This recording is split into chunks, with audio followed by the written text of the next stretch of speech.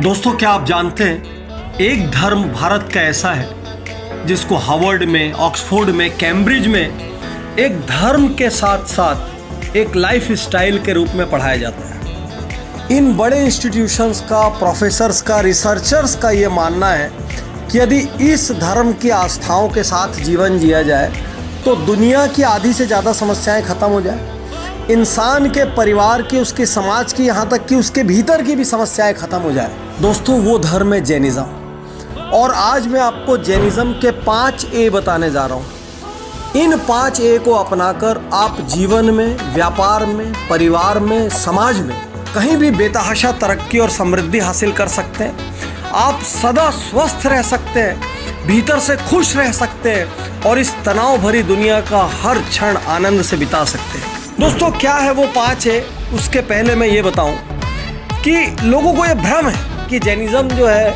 भगवान महावीर से शुरू हुआ है, क्योंकि महावीर जयंती के नाम से हमको एक हॉलीडे मिलता चला आया है, इसलिए सबको ये लगता है कि जैनिज़्म मीन्स भगवान महावीर। जबकि जैनिज़्म में 24 तीर्थंकरों यानी 24 भगवानों की श्रृंखला होती है, उसमें भगवान महावीर 24वें हैं और उनके लाखों साल पहले ये ऋषभनाथ भगवान से शुरू हुआ था। खास बात ये कि इस धर्म के अंदर साइंस इतना ज़्यादा छुपा हुआ है कि इसको हेल्थ के लिए और पर्सनल हैप्पीनेस के लिए सबसे बेस्ट रिलीजन्स में से एक माना गया है। यहाँ तक कि ग्लोबल प्रॉब्लम्स का सॉल्यूशन इसमें छुपा है। तो आइए देखते हैं कौन कौन से वो ए हैं जो एक कॉमन व्यूअर के जीवन में काम आ सकते हैं। सबसे पहला ए, अपोलॉजी डे। अपोलॉजी डे को जैनी कहते हैं क्षमावाणी। जैनिज़्म में एक खास दिन मनाया जाता है जिस दिन आप हर जानने वाले से और कई बार अनजान व्यक्ति से समाज के उसके पास भी जाकर कहते हैं उत्तम क्षमा, मतलब साल भर मुझसे जो गलतियां हुई उसके लिए मैं माफ़ी चाहता हूं और आपको माफ़ करता हूं। बहुत सारे ऐसे घर जहां पर महीनों से, सालों से बात बंद होती है, वो बात कई बार ऐसे मौक़ों पर शुरू हो जाती है। कई बार दोनों पक्ष ईगो की वजह से एक दूसरे से मन की बात नहीं कह पाते और उस दिन वो उत्तम क्षमा कहकर जब गले मिलते हैं या पैर छूते हैं, वहाँ से कम बातचीत शुरू हो जाती है। सोच कर देखिए, जैनिज़्म के अपोलॉजी सिद्धांत पहले ए को यदि आप अपनाते हैं तो आपके रिश्ते बहुत अच्छे रहेंगे और आप हर रात तनाव मुक्त होकर सोएंगे, क्योंकि आपके जीवन में नकारात्मकता नहीं होगी। जैनिज़्म का दूसरा ए, अहिंसा। कभी कभी सोचता हूँ कि भारत और पाकिस्तान अपना इतना बड़ा बजट हथियार में लगा देते हैं। सोच कर देखिए, यदि दुनिया में हथियार ना होते तो क्या होता? ये सारा पैसा कहाँ खर्च होता? ये सारा पैसा एजुकेशन में खर्च होता, हेल्थ में खर्च होता, बेसिक फैसिलिटीज में खर्च होता। तो मैक्रो लेवल पर यदि अहिंसा को अपनाएं तो विश्व की सैकड़ों प्रॉब्लम्स का सॉल्यूशन हो सकते हैं। माइक्रो लेवल पर यह अहिंसा क्या कहता है? ये कहता है डोंट किल, किसी को मत मारो। जैनिज़्म में एक चींटी चूहे को भी नहीं मारते, घर में चूहा मारने की दवाइयाँ भी नहीं रखते, क्योंकि चूहा मारने से भी दोष लगते हैं। चूहा कपड़े को काट जाए वो ठीक है, लेकिन चूहे को नहीं मारे। लेकिन अहिंसा का सबसे ब्यूटीफुल चीज़ क्या है? सबसे ब्यूटीफुल चीज़ है non violence even in speech, यानी आपने मुंह से भी किसी को गलत बोला तो भी वो हिंसा है। और उससे भी बड़ा दोस्तों, क्रांतिकारी, यदि आपने मन में भी किसी के लिए गलत सोचा तो वो भी भाव हिंसा है, हिंसा इन थॉट्स।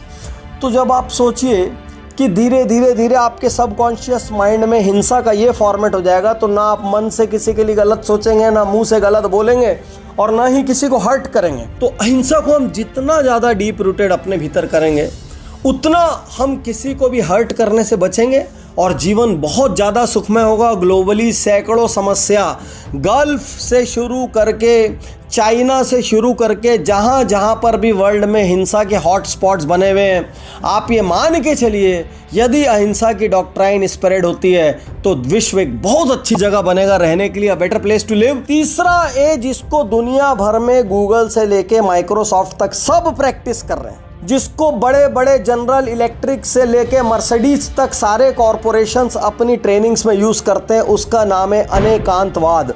अनेकांत मीन्स मल्टी साइडेड, वाद means doctrine. So multi sided doctrine क्या कहती है?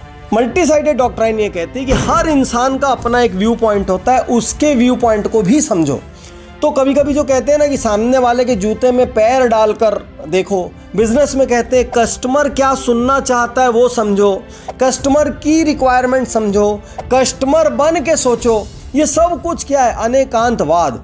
यदि आपके पुत्र से लड़ाई होती है तो एक बार अपना पुत्र या बेटा बन के सोचो, बिटिया बन के सोचो। पार्टनर्स में लड़ाई हो रही तो सोचो वो ऐसा क्यों कर रहा है, वो बन के सोचो। तो हमारे सारे विवादों की जड़ क्या है कि सामने वाला हमारे हिसाब से काम नहीं करता। हर पिता अपने बेटे से क्यों नाराज रहता है? वो मेरी नहीं सुनता। बेटा क्यों नाराज रहता है? पापा मेरी नहीं सुनते। हस्बैंड नाराज रहता है, वाइफ नहीं सुनती। वाइफ नाराज रहता है, हस्बैंड नहीं सुनता। कोई किसी की नहीं सुनता। सबको लगता है मैं सही बोल रहा हूं, क्योंकि हम सब लाइफ में सिर्फ एकांतवाद प्रैक्टिस करते हैं, मीन्स वन साइडेडनेस।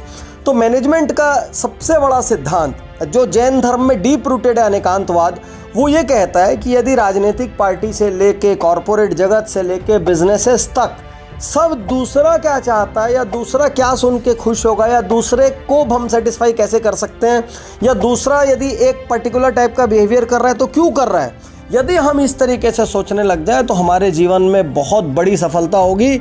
और इसके लिए सिर्फ एक चीज को सबसे पहले आग लगाना पड़ता है, वो है मैं सही या अहम ब्रह्मस्मि, मतलब आई एम राइट। इसको आपको पहले आग लगाना पड़ता है। चौथा 100% हेल्थ के लिए बहुत ही इंटरेस्टिंग चीज, आहारचर्या।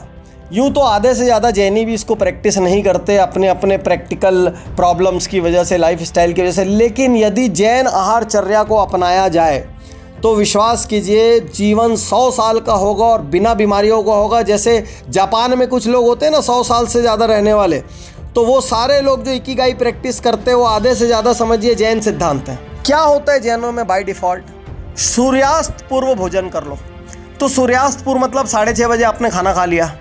अब अगली सुबह मंदिर से आने के बाद 9 बजे लगभग आप पहला अन्न लेते हो, तो 15-16 घंटे की इंटरमिटेंट फास्टिंग आपकी हर दिन होती है, 365 दिन। तो जैन तो बाय डिफॉल्ट बचपन से इंटरमिटेंट फास्टिंग करते हैं। हालांकि बहुत सारे घरों में अब ये टूट गया है, लेकिन जो भी करते हैं वो 60 साल 70 साल 80 साल तक भी फुर्तीले रहते हैं, एजाइल रहते हैं, उनको बहुत सारी समस्याएं नहीं होती। वो इंटरमिटेंट फास्टिंग जिसकी आज चर्चा पूरी दुनिया में हो रही है वो जैनिज्म में डीप रूटेड है बाय डिफॉल्ट। इसीलिए यदि आपको लंबी उम्र चाहिए, स्वस्थ शरीर चाहिए, तो आप जैनिज्म की लाइफ स्टाइल अपना लें, जिसमें से सबसे स्पेशल चीज़ है उनकी भोजन शैली जो अपने आप 365 दिन इंटरमिटेंट फास्टिंग करवाती है।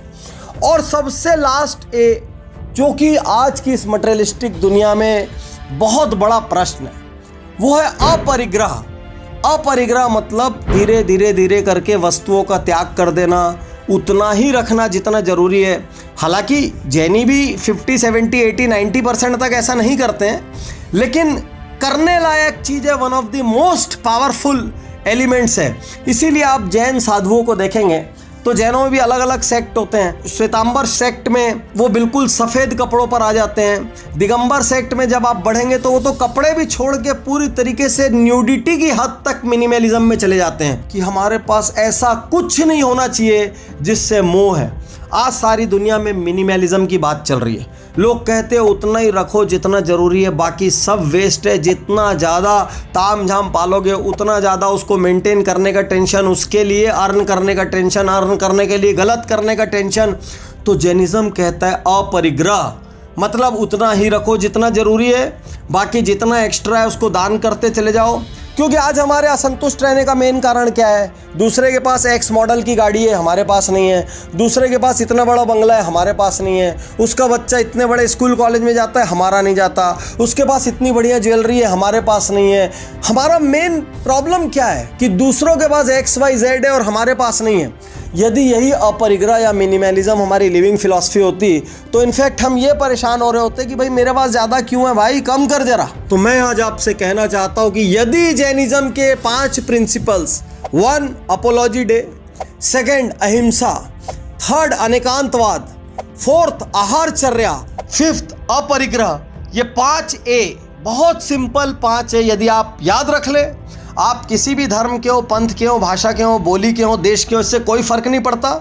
यदि हमको एक शानदार अद्भुत जीवन चाहिए जिसमें खूब हैप्पीनेस हो, जॉय हो, पीस हो, जिसमें खूब सारा सक्सेस भी हो, लेकिन उस सक्सेस के रास्ते में बहुत कुछ गलत ना करना पड़े, तो जैनिज्म एक आइडियल लाइफ स्टाइल है। दुनिया की टॉप मोस्ट यूनिवर्सिटीज़ ने जैनिज्म को एक लाइफ स्टाइल के रूप में दुनिया की बेस्ट लाइफ स्टाइल्स में से एक कहा है। तो आपको इसमें से सबसे अच्छा क्या लगा? आप क्या अपनाना चाहते हैं, ये मुझे ज़रूर से ज़रूर बताएं। शुक्रिया, धन्यवाद, थैंक यू।